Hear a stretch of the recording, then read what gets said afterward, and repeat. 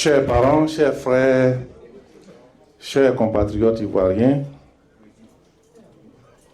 chers comités d'organisation avec le doyen Kipré, le frère qui est depuis hier jusqu'à aujourd'hui à mes soins, le frère Wangi, qui ont fait un travail remarquable pour que nous soyons là. Je vous remercie. Je remercie tous ceux qui sont là dans la salle. 90%, on se connaît dans cette lutte, dans ces rencontres. Nous nous connaissons. Je me nomme Jonas Taillé, originaire de Diokwe, Fangolo Guitrozon. Comme mon oncle m'a présenté tout à l'heure, je suis originaire de l'Ouest 100% parce que ma mère est de Bangolo, ville de mon oncle Marcel Doué, et moi je suis de Diokwe, des deux cantons, Central et Zagné. Et donc, pour revenir un peu sur cette manifestation, je ne serai pas un peu long, parce que pour moi, aujourd'hui, ce n'est pas une conférence de presse, mais juste pour faire une mise au point sur certaines choses, sur certaines situations, au niveau de nos démarches par rapport à ce qui s'est passé à l'Ouest, en l'occurrence les massacres du peuple ouest. Et nous étions dans cette démarche depuis 2012 précisément, avec le soutien de nos doyens, Marcel Doué qui est là également, comme les autres pays. Nous avons commencé cette démarche dans le cadre de demander justice pour nos parents qui ont été injustement massacrés lors de cette crise post-électorale et bien avant, et lors de l'avènement de la rébellion le 19 septembre 2002, lorsque nous-mêmes nous étions au pays. Et donc, pour me résumer, je ne voudrais pas, et chacun de vous ici est tous des Ivoiriens, et vous savez réellement ce qui s'est passé en Côte d'Ivoire pour ceux qui n'ont pas pu faire le déplacement, qui n'ont même pas vécu ces événements en direct. Les réseaux sociaux, les médias internationaux, la presse internationale, ceux mêmes qui ont soutenu ces massacres, qui ont soutenu la rébellion et qui ont même conduit ce pouvoir, c'est ceux qui sont au pouvoir aujourd'hui qui les ont conduits à ce pouvoir, ils ont pris le soin de nous donner des éléments de preuve, des éléments fongibles, des éléments sonores, des éléments palpables qui nous ont permis, nous autres, de travailler, quand bien même que nous allions sur le terrain de temps en temps pour essayer d'être auprès de nos parents pour recueillir un peu tout ce qui s'est passé. Et donc, pour dire que vous êtes plus ou moins informés, et nous avons plusieurs fois organisé des conférences de presse en Europe, comme ici aux États-Unis en 2016, en août 2016. C'est ici à Maryland que nous avons organisé une conférence de presse qui a été boycottée par le RPI. J'apporterai les précisions tout à l'heure parce que ce n'est pas tout le RPI.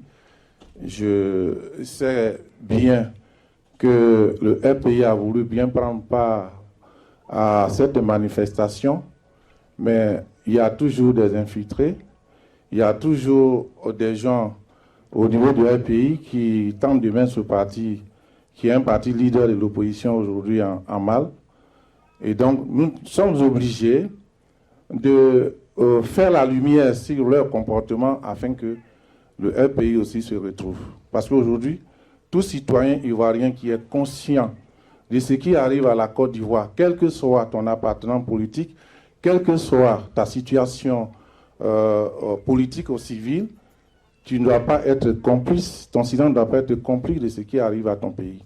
Et c'est dans ce sens que nous sommes en train de travailler depuis au péril de notre vie. Et comme l'a dit tout à l'heure le doyen Marcel, parce qu'au début, ce n'était pas facile. Lorsque nous dormions à l'époque sur les réseaux sociaux en train de dénoncer les barbaries du régime, et on était interdit d'aller dans notre pays. Mais aujourd'hui, je pense que les choses commencent à s'éclaircir. Alors, pour revenir sur la question de génocide, ouais, parce que c'est de ça qu'il s'agit, je vais remercier d'abord les organisateurs de cette fête qui ont pensé au peuple ouest et en particulier, et même en Côte d'Ivoire, parce qu'il y a eu des victimes, il y a eu des morts dans tout le pays, parce que le peuple pouvait appuyer le lot tribut.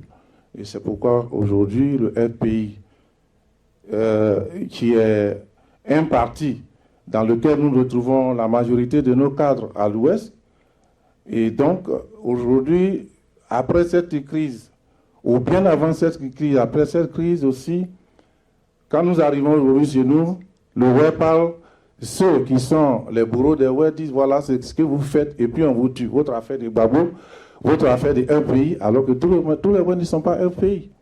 On traite tous les vieux, ceux qu'on a brûlés dans les cases, à qui tous les enfants on traite des miliciens. Alors nous n'allons pas nous taire parce qu'on a vécu l'expérience à l'époque, on a vu comment nos compatriotes guébiers ont été massacrés. Nous n'allons pas remouiller le couteau dans la plaie, mais ce sont des choses, peut-être par expérience, qui ont conduit ceux-là aujourd'hui à aller massacrer un peuple. Nous disons non. Et c'est pourquoi nous nous sommes engagés personnellement à la recherche de la justice concernant les massacres qui ont eu lieu à Diokwe et dans tout l'Ouest.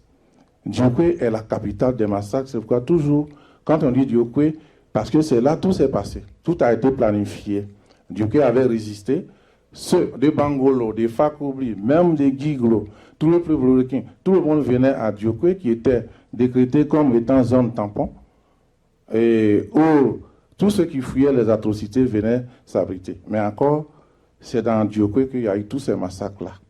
Et nous n'allons pas accepter que ce génocide soit l'objet de compromis politiques afin que tous ces massacres, toutes ces victimes, où il y a eu des crimes de sang, crimes contre l'humanité et génocide, soient l'objet de compromis politiques et que demain encore, qu'est-ce qui va se passer? À qui le tour? Et donc, c'est pourquoi nous nous sommes engagés, nous le répétons, nous nous sommes engagés, quel que soit ce qui va en être, quel que soit le temps que ça va mettre, ceux qui sont justiciables vont subir la justice. Parce que nous ne voulons que demander la justice. Il revient souvent des questions à nous poser pour dire aujourd'hui, voilà des bureaux de web qui sont identifiés et qui sont dans une démarche de réconciliation alors d'appartenance à des plateformes politiques avec le parti d'opposition, le parti leader de notre pays. On a dit oui. Ben, si cela peut nous permettre d'abord, de ramener la paix durable en Côte d'Ivoire, parce que c'est ce qui est fondamental, de remettre la Côte d'Ivoire dans une situation normale comme il était avant, ça c'est notre objectif. Mais cela ne veut pas dire que moi, Jonas, si j'ai commis quelque chose, qu'on va taire la justice de me poursuivre. Pendant que je suis dans une plateforme pour soit un objectif commun avec tous les Ivoiriens, mais cela n'exclut pas que je sois jugé par rapport à ce que j'ai fait. J'ai posé comme un acte criminel. Donc la justice fera son travail. Nous ne sommes pas contre que ceux même des bourreaux qui sont identifiés viennent nous accompagner dans le processus de récupérer la Côte d'Ivoire. Parce que c'est eux qui ont créé. Donc nous ne les chassons pas. Ce message, nous le faisons passer partout où nous avons l'occasion d'une tribune.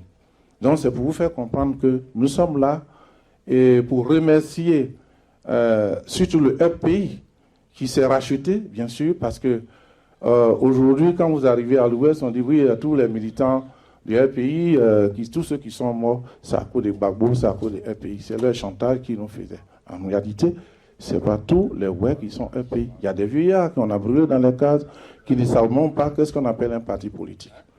Donc, chers frères, chers compatriotes, chers Ivoiriens, cher oncle Marcel Doué, qui a de tout temps, toute chose qui touche un WER, il est présent. Et même la Côte d'Ivoire en général, il est tout le temps présent. Je suis arrivé aux États-Unis, je suis dans ma 12e année. Et la première personne avec qui j'ai eu à échanger, c'est Marcel. Et par rapport à l'organisation de la communauté WER, donc j'ai été un des membres aussi très actifs.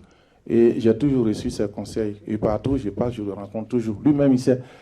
Je suis né et comme ça, j'ai choisi moi-même de mener là où il y a la paix et la justice qui est menacée. Je suis présent. Pour l'instant, je ne milite pas au sein d'un parti politique. Pour faire une précision, tout à l'heure, comme mon ami de tous les jours. J'avais organisé une marche sur l'ONU à New York en 2012. Le docteur Eddy, il est toujours présent. Là où il y a un combat de résistants, il est toujours présent. C'est là on s'est connu. Et donc, et même en ligne, toutes les réunions, le jeune frère qui est là aussi, le PDCI, tous mes amis, ce sont des amis ils sont dans des différents partis politiques. Et donc, moi, pour l'instant, je suis dans la société civile et j'observe tout ce qui se passe dans mon pays et je suis en droit de réagir parce que je suis un citoyen libre. Je donne mon opinion comme il se veut, comme il se doit. Je suis ici après un long périple que je viens d'effectuer la semaine passée, aller rencontrer ma communauté, des jeunes, surtout de chez nous, qui sont plus ou moins proches de moi, qui demandent des conseils. Et donc, je suis allé à leur invitation. J'ai fait Bruxelles et j'ai terminé à Rabat au Maroc. C'est de là-bas que je suis arrivé ici, suite à l'invitation de mes amis du FPI. Et en même temps, je remercie encore le FPI pour avoir honoré les Ouè lors de la grande fête de la liberté à Guitrouzon. Je suis de là. Nous avons tout mis en œuvre pour que cette fête-là réussisse, quand même que nous ne sommes pas militants, mais l'honneur était à nous. Et nous tenons toujours à remercier le FPI. Il y a eu plein de commentaires. La première dame, Mme Gbagbo, allait distribuer du riz, elle a fait ceci, elle a fait cela. Mais l'objectif, c'était qu'il y a eu une reconnaissance, une grande reconnaissance à l'honneur des Ouè. Et que nous remercions le FPI qui s'est racheté. Et je pense que nous devons le reconnaître. Pour des histoires politiciennes que les gens utilisent souvent pour dire quelque chose qui n'a pas de sens, nous autres, nous savons que là que le FPI a posé à Diokwe, il était vraiment un acte formidable et nous les remercions encore de plus pour tout ce qu'ils ont fait pour le peuple Ouè, pour l'honneur du peuple Ouè, pour la restauration de la dignité du peuple Ouè, et surtout à Guitrouzon. Je ne vais pas vous citer tous les foyers de tension, tous les charniers qu'on a à Diokwe, Carrefour, Naïmli, Guitrouzon, Fangolo, chez moi. Je ne vais pas vous énumérer ça. Il suffit de taper Diokwe tout de suite, vous aurez tout ce qui s'est passé à Diokwe. Et donc, concernant la démarche que nous avons entreprise, vous allez me poser la question tout à l'heure où vous en êtes. C'est vrai, il n'est pas facile lorsque vous êtes en face d'un pouvoir génocidaire, un pouvoir liberticide, comme il a dit tout à l'heure, la vieille dame qu'on envoyait faire les courses, Mme Méo a été injustement arrêtée. Nous nous sommes battus pour qu'elle soit mise en liberté. Et donc, par rapport à ça, ce dossier, je pense qu'il y a eu des mains noires qui ont été introduites au sein du dossier, et c'est pourquoi, depuis un moment, il a coincé. Nous le disons honnêtement pour que vous en sachiez, parce que ce n'est pas seulement qu'un dossier Ouè, mais ce dossier, c'est un dossier national. Le peuple Ouè a payé le lourd tribut, tous les Ivoiriens ont été éplorés, tous les Ivoiriens, que ce soit au nord ou du sud, tout le monde compatit aux douleurs du peuple, à la douleur du peuple Ouè. Donc nous ne pouvons pas exclure tous ceux de près ou de loin ou discrètement qui nous soutiennent. Nous ne pouvons pas les exclure pour dire que non, c'est notre affaire, c'est notre affaire, c'est l'affaire de tout le monde. La preuve que nous avons organisé la conférence ici à Washington, à Maryland, en août 2016, on a eu la présence de certains militants du FPI. Mais tous ceux qui étaient là aujourd'hui, beaucoup ont été absents parce qu'il y a un militant du FPI, qui n'est pas un moindre militant, qui a boycotté cette conférence qui nous permettait de dénoncer les crimes contre l'humanité sur le peuple Ouè. Et donc, cette personne continue sa sale besogne. C'est pourquoi, le mois dernier, vous m'avez vu, pour ceux qui m'ont suivi, j'ai fait 2 directs. Et je ne suis pas venu ici pour essayer de faire des procès à l'intérieur de mon groupe, mais surtout de dénoncer les démarches un peu mafieuses de ces militants du FPI qui aujourd'hui même tentent de mettre ce parti-là encore en mal. Parce que le FPI, c'est un parti, aujourd'hui, quand on parle de l'opposition en Côte d'Ivoire, et toutes les plateformes qui sont en train de se constituer, c'est le parti sur lequel tous les Ivoiriens qui est le parti de l'opposition, le parti locomotive qui peut tirer tous les autres partis vers le changement auquel tous les Ivoiriens aspirent. Alors, si nous avons encore des intrus, des individus inconscients, mafieux, qui sont dans le RPI sans savoir pourquoi ils sont, nous sommes capables, ce que nous disons nous engage, parce que, nous sommes attaqués jusqu'à notre vie privée et jusqu'au dossier web pour lequel nous avons sacrifié notre vie, la vie de nos familles, de nos parents, et nous sommes en plus des victimes. On a perdu de nombreuses familles, de nombreux parents dans nos différentes familles. Alors, donc, quelqu'un ne peut pas se lever, quel que soit ton appartenance politique, que ce soit RPI, RDA ou PDCI, tu vas commettre une bévue dans ce travail que nous sommes en train de faire avec tous les risques et que nous allons nous taire. Et c'est pourquoi nous avons dénoncé M. Demba, qui, je ne sais pas, qu'est-ce qu'il représente au niveau du RPI aux États-Unis, je ne sais pas exactement.